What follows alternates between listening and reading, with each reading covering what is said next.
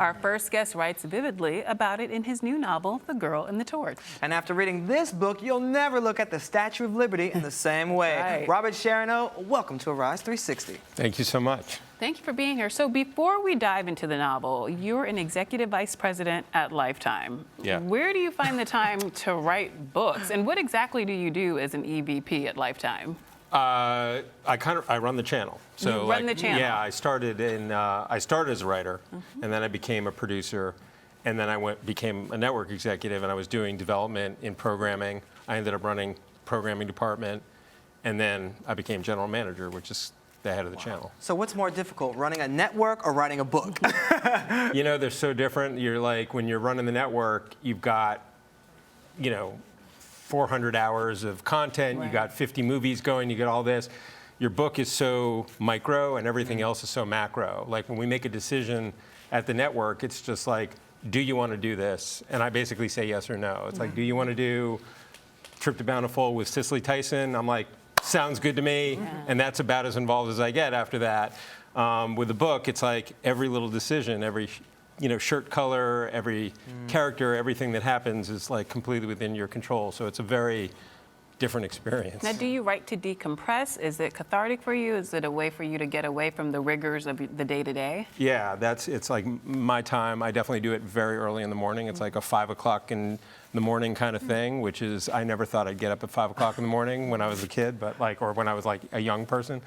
But I do it to relax. It's kind of my yoga, but I really love it. And I started as a writer, so it sort of keeps me connected to kind of where I came from. Yeah, like And now meditative. Yeah. And now you primarily write young adult fiction. So what is it about that genre that appeals to you so much?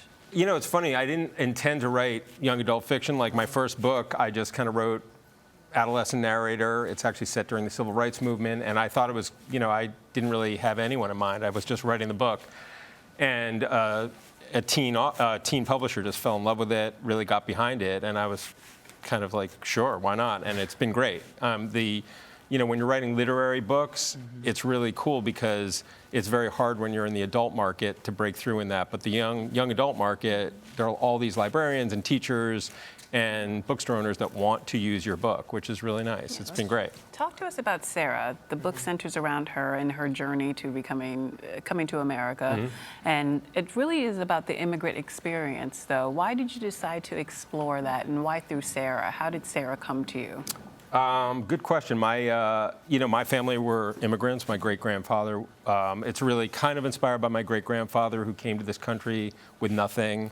Where did he emigrate from? From Russia, Okay. and like leaving a bad situation. We're a Jewish family. Jewish people could not be citizens over there. They were being violently attacked and killed, which is why they came to America.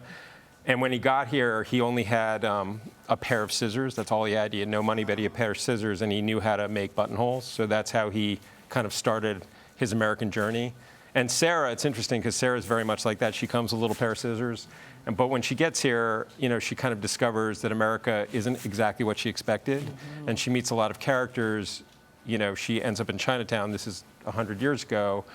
And she meets, some Chinese immigrants. And she's very surprised to, kind of realize that Chinese people couldn't be American citizens, which I didn't even know that before I started writing the book.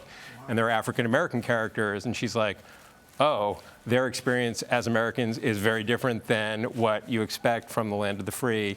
But it's kind of interesting because I try and mush them all together and sort of get an overview of what it's like for all Americans and like how we all kind of struggle to become.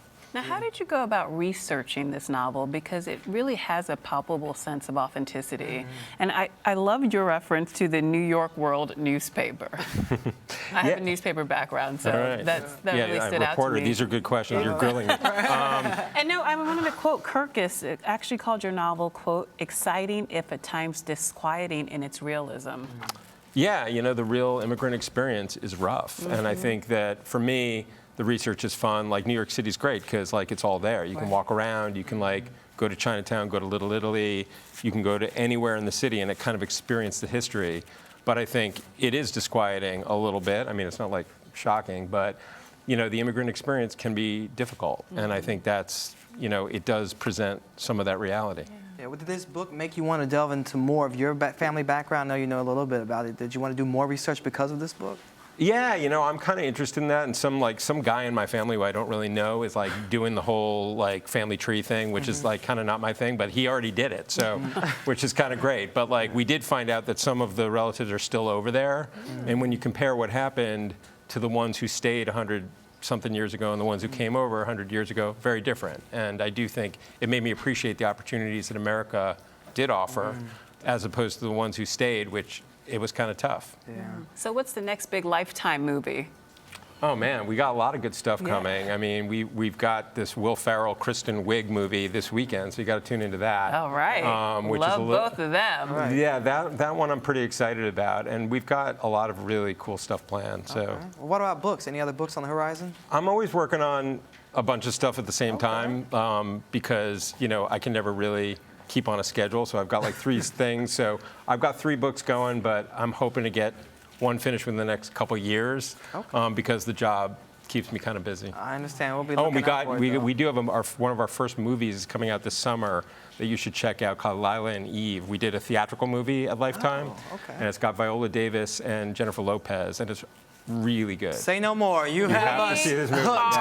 So I'm plugging our movies, I'm plugging my book, but like that movie really came out exceptionally well, and it's one of our first to ever be in the theaters before it gets to Lifetime. All right. Well, if you need anyone to host that party, Shannon and I are All right. there for you. All right. Thank you Your so house. much. at my house. Oh, yeah. All right. Thank Good you to so meet you. much. Thank you again, Thank and you. congratulations. We'll be right back. You're watching Arise Entertainment 360.